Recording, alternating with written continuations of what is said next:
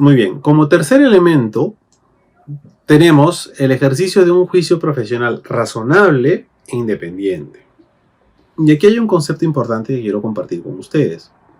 Y es que, como ven, tenemos una descripción de varios elementos, pero esto hace que algo se muestre como muy tedioso si lo ven. O sea, tengo que recordar esto, esto otro, pero en verdad no es así. Porque si ustedes entienden el trasfondo de estos estándares, por un sol más le van a venir 2 estándares más. ¿Ok? Véanlo con este ejemplo. Ejercicio de un juicio profesional razonable e independiente. Que tú tienes que ser muy responsable al momento de tomar una decisión parte por que tu análisis tenga un sustento. Mi juicio tiene determinados argumentos. Si yo recomiendo invertir en tal acción es porque evalué A, B y C características de esta acción. ¿Ok? Entonces, lo del juicio razonable, digamos, es más o menos intuitivo, ¿no? Es más o menos obvio. Y este segundo término, que es la independencia, tiene un valor fundamental. ¿Por qué? El concepto de independencia parte por que tú o tu accionar no depende de alguien más. ¿De quién más puede depender? De nuestros jefes, por ejemplo. Mi jefe me dice, oye, sí o sí ese reporte tiene que salir positivo. Sí o sí necesito que tú recomiendes comprar esa acción. Si yo no actúo de forma independiente y le hago caso a lo que me diga mi gerente, por ejemplo, no estaría priorizando los intereses de mis clientes. Si yo no soy independiente, tampoco se podría decir que yo estoy siendo responsable con mis clientes, con mis colegas, etc. Entonces, a esto me refería en que si ustedes conocen bien los conceptos, indirectamente van llegando a los demás estándares. En este caso, la independencia es uno de los elementos más importantes porque nos permite llegar a eso. Siendo independiente, llego a tal conclusión. Sigo independiente, no tengo que rendirle cuentas, o tal vez, bueno, de repente la palabra no es rendir cuentas, que eso siempre hay que hacer. Siendo independiente, yo tengo vela en este entierro. Y muy bien, Oscar, pero ¿qué pasa si tú haces el análisis, te sale una recomendación negativa y tu gerente te dice que debe ser positiva? ¿Qué hacemos? ¿Renunciamos? Bueno, hay caminos, ¿ok? El CFA tampoco, como les decía, es taxativo en decir si pasa esto, haces esto, sino nos va a plantear una serie de rutas.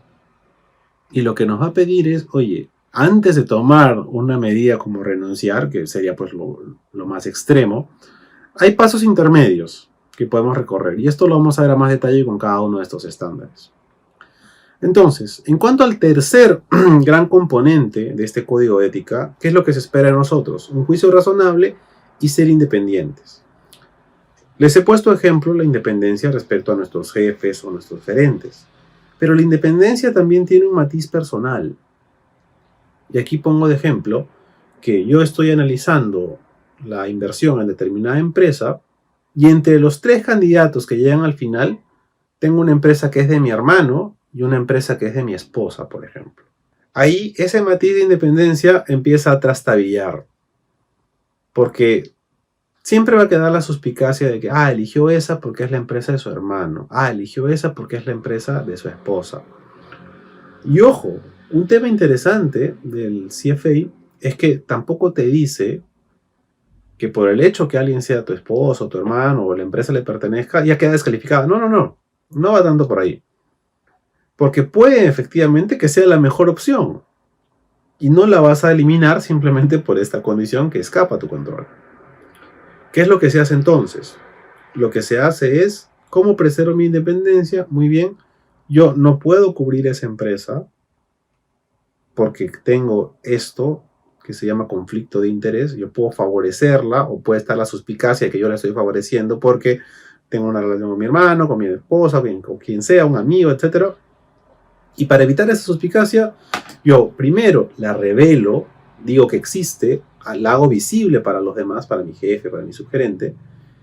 Y segundo, me inhibo de intervenir. Entonces, por esta situación yo recomiendo que esto lo analice alguien más.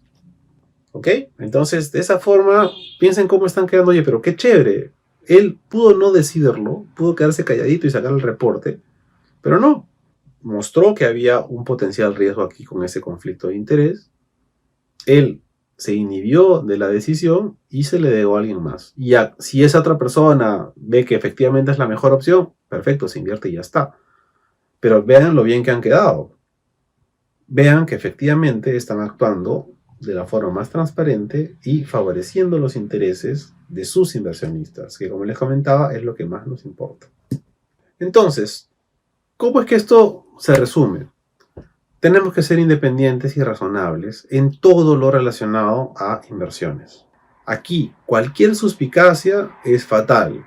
Cualquier suspicacia o cualquier punto que haya duda, ustedes van a pérdida. Porque jamás se va a pensar que tú no sabías, o se va a pensar que no, que se te escapó. No. En el mundo de las inversiones, chicos, cuando estamos manejando plata, si tú te equivocas, las personas van a pensar que tú buscaste aprovecharte de ellos. Y esto significa menos confianza, daña tu prestigio y al final pierdes mucho más de lo que puedes ganar en términos de dinero. Muy bien, entonces estos son los 3 primeros grandes bloques de este código de ética con la noción central en cada una resumida en sus diapositivas. Recuerden, más que hablar del término en específico ahora, estamos todavía engranando esas piezas que nos permitan incorporar estos elementos a nuestra forma de pensar y a nuestro actuar cotidiano. Las siguientes 3 piezas son, en primer término, extender un poco la cabeza y darnos cuenta de que nosotros influenciamos en los demás y viceversa. Mencionaba hace unos minutos el concepto de la externalidad. La externalidad es las consecuencias que mis actos tienen en los demás. Muy bien. Les había comentado también, como ejemplo, que si tu compañero de trabajo actúa mal, que si tu compañero de trabajo infringe una ley o actúa y perjudica a sus inversionistas adrede, esto le va a salpicar a tu empresa. Obviamente dicen, el señor tal lo hizo, sí, pero es el señor tal que trabaja en tal empresa lo hizo. Y eso golpea a tus resultados también. Piensen que su bono depende del desempeño de la empresa. Y es injusto que por el accionar de otra persona, ustedes se vean golpeados y pierdan su bono, cuando ustedes han actuado muy bien. Más allá del tema económico, también implica la confianza en el sistema. Si otra persona de su entorno, de su empresa, actúa mal, la gente se va a dar cuenta de eso, las personas no van a confiar en ustedes y no van a querer colocar más dinero ahí. Y adiós negocio. De ahí entonces, chicos, que el CFI nos exige mirar a nuestros costados y poner el hombro y ayudar e intervenir. Si yo veo que alguien no está actuando de buena manera y yo no intervengo, yo no levanto una voz de protesta, yo estoy siendo un cómplice de eso. Y el cómplice es tan culpable como el que lo hace. Es por eso que en este principio lo que el CFI nos está pidiendo es que además de que tú practiques este conjunto de estándares éticos, incentives a los demás a hacerlo, promuevas que los demás también se asemejen a este tipo de conductas. Y esto parte por, uno, que ellos también reconozcan qué beneficios hay en actuar así, que ellos comprendan que su buen accionar se traduce en confianza, se traduce en más negocios y más beneficios. En ese sentido, ustedes aquí se vuelven como nuestros apóstoles, que tienen que llevar el buen mensaje para que los demás se sumen a esta iniciativa y de esa forma la profesión como conjunto es la que gana. El CFI lo que busca finalmente es esto, que se desarrollen más los mercados. Naturalmente, implica más participantes en el CFI y más plata para ellos, definitivamente, pero no seamos tan mezquinos y pensemos en que si tenemos una industria con gente proba, con gente correcta, más gente quiere invertir y eso es crecimiento para todos. Muy bien. Entonces aquí el CFI va a esperar que tú te portes bien, pero que a la par incentives a los demás a hacerlo. Y aquí hay una nota al pie, hay un asterisco al final de esta oración. Porque somos conscientes de que no todos, digamos, manejamos igual la confrontación. Si yo veo que alguien está actuando mal, hay personas que van a ir y hablar directamente con él. Pero hay otras personas que se sienten incómodas con eso. No les va a gustar hacerlo. El CFI tampoco te pide que vayas con un policía y lo metas preso. No llegamos tanto a ese extremo. Bueno, tal vez de aquí a un par de años, pero bueno. El CFI lo que te va a proponer es, te va a dar rutas. Te va a decir, bueno, perfecto. Tú puedes seguir la ruta A, la ruta B y la ruta C y son perfectamente válidas. Puede ser, por ejemplo, hablar con tu jefe. Si igual te preocupa cómo lo tomará tu jefe porque te dan como acuseta, etcétera, las empresas de inversiones, todas, tienen un área de auditoría, un área de riesgos, donde de forma anónima también puedes presentar ese tipo de observaciones. E igualmente, si la cosa escala y en verdad es un tema de derroche muy fuerte, lo que incluso se podría comentar es tratar de hablar con algún abogado que trate de demostrar que tú no estás tan relacionado en eso. Entonces, si se dan cuenta, el tema puede ir de 0 a 1000. Y en verdad la realidad es así. Puede sonar un poco exagerado, ¿no? Tener que contratar un abogado, etc. Chicos, les diría que no es tan lejano. Tengo muchos conocidos que lamentablemente han pasado por situaciones así de complicadas porque alguien más obró mal y uno necesita deslindar esa responsabilidad. Entonces, cuando te ves en esa situación, tener una guía como en los canales que te propone el CFA, créanme que es muy valioso. Ustedes ahora están adquiriendo una navaja suiza y van a ver qué herramientas se adaptan mejor en cada contexto. Muy bien. En el quinto bloque, vamos a hablar de la integridad de los mercados. Integridad quiere decir que el mercado funcione, que el mercado no se vea comprometido, no se vea cuestionado, que básicamente es lo contrario que está pasando con el sistema de FPS ahora. Cuando algo es cuestionado, vean ustedes lo que está pasando a nuestro alrededor. Si hoy por hoy eso fuera voluntario, nadie pondría su plata ahí, porque no confían en ese sistema. Más allá de que esté bien o mal, no quiero entrar a ese tema, sino vean el impacto que tiene la confianza en algo. Entonces, cuando hablamos de integridad, ¿de qué forma hago que una industria sea íntegra? ¿De qué forma hago que una industria sea sostenible a largo plazo? Más aún en este campo de inversiones. Naturalmente, el punto de partida es que sea confiable. Creo que estaríamos de acuerdo en que, tomando como ejemplo las AFPs, no es una industria que despierte mucha confianza en el público. Entonces, sin confianza, no hay industria financiera. ¿Sí? Hasta cierto punto tenemos la bendición, entre comillas, de que este contexto nos pone un ejemplo de qué pasa si esta pieza del rompecabezas nos falta. Y sí, en verdad, es interesante, ¿no? Que sin esta pieza se cae todo. Esa integridad de la que nos hablaba los mercados financieros también se puede ver a nivel de bancos, a nivel de cajas, a nivel de financieras incluso. Porque, ¿qué pasa si yo empiezo a ver noticias y sale la caja municipal X, tiene tal problema y se espera que no pueda pagar a sus afiliados, a sus depositantes, a sus ahorristas? Obviamente la caja X se va a ver comprometida, la gente se va a asustar, etc. Pero, ¿qué va a pasar en las demás cajas? Va a haber cajas que están perfecto, que no tienen ningún problema, pero la gente ya se asustó y va a querer sacar su plata de las demás cajas también. Y ahí es donde empieza el dolor de cabeza, porque se produce esta corrida bancaria, ¿no? Todo el mundo retira porque tienen miedo. La integridad, entonces, es lo que previene ese miedo. Lo que nos aleja de esa incertidumbre que nos quitaría propiamente hasta la empresa, porque sin negocio no hay empresa. Entonces, ¿cómo logramos esto? Mostrando un beneficio claro para la sociedad. Si, por ejemplo, las AFPs hubieran mostrado un mensaje más claro respecto a cómo funcionan y sobre todo qué ofrecen o qué beneficio le ofrecen al afiliado, muchas veces el discurso hubiera ganado antes de empezar. Porque ya sé que la gente me está ganando, o mejor dicho, que estas personas que trabajan administrando mi dinero me han hecho ganar tanta plata. Y en verdad, si la conversación fuera así, créanme chicos que no estaríamos en la panacea que estamos ahora con todo el sarcasmo del mundo hablando, ¿no? Muy bien. Entonces hablamos de no actuar de forma tal que se dañe la confianza en los mercados.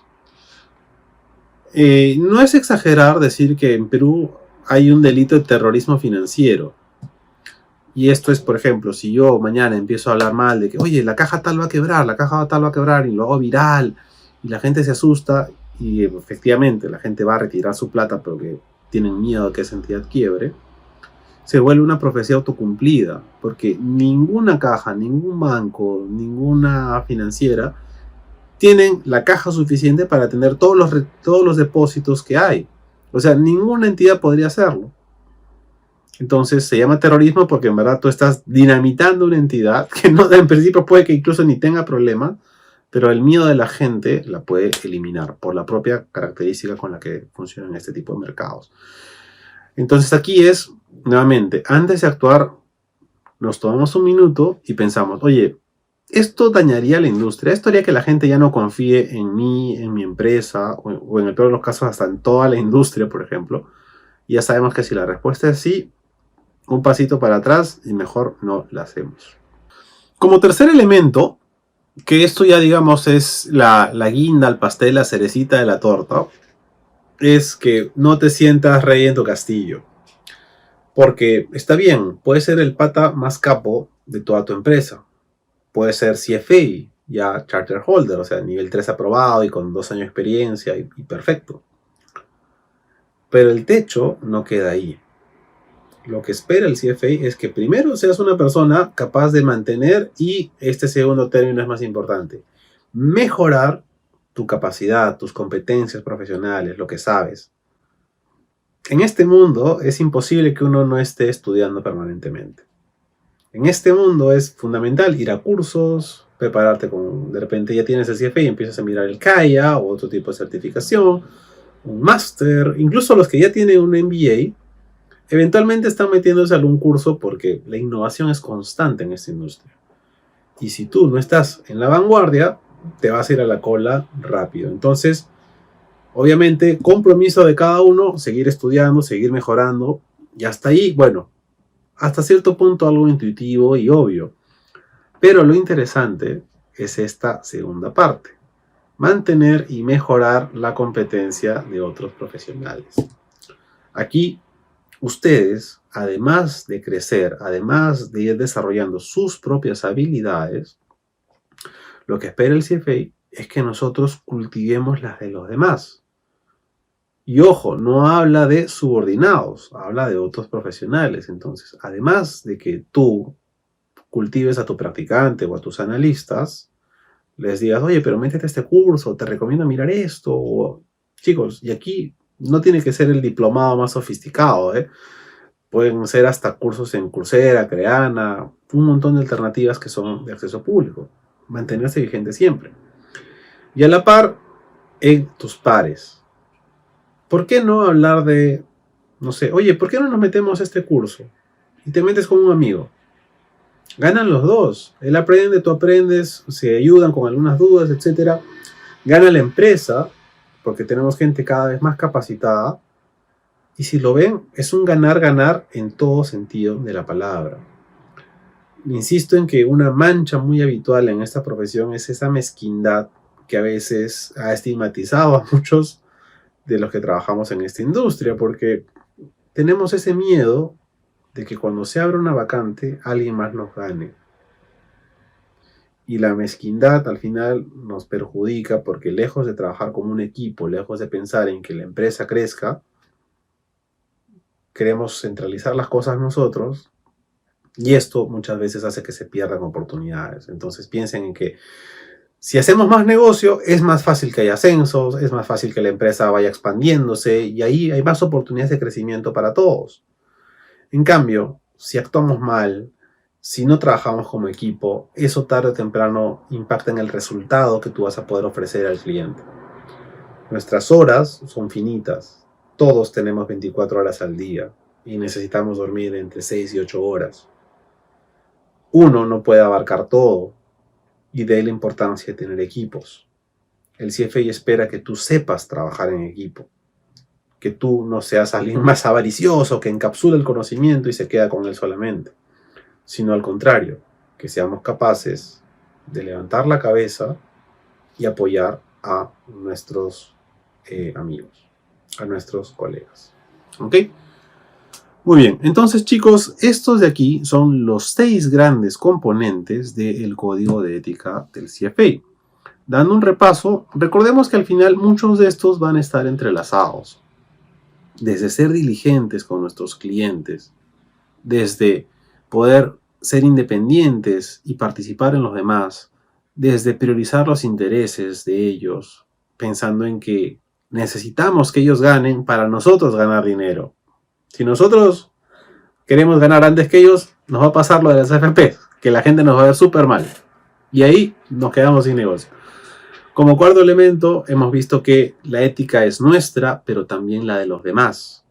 Nosotros necesitamos que nuestros colegas también tengan un tipo de desempeño adecuado. Necesitamos evitar acciones que dañen la imagen, el prestigio y la confianza en el sistema, en el sector donde nosotros trabajamos. Y por último, además de capacitarnos nosotros, animar a que los que nos rodean se capaciten, porque de esa forma ganamos todos. Muy bien. Perfecto. Chicos, entonces con esto concluimos esta segunda sesión que configura, digamos, ya un marco general sobre el cual ya podemos tener un cimiento sólido y empezar a construir. En los siguientes videos vamos a partir uno a uno con cada uno de los estándares a detalle y, más interesante aún, empezar a desarrollar casuística, porque recuerden que ustedes no deben memorizar nada, sino que al contrario, tienen que saber actuar en los diferentes retos o escenarios que el CFA les va a plantear en el examen. Y eso se logra practicando. Así que dicho esto, concluimos esta base y arrancamos con el desarrollo de cada uno de los estándares. Nos vemos en el siguiente video.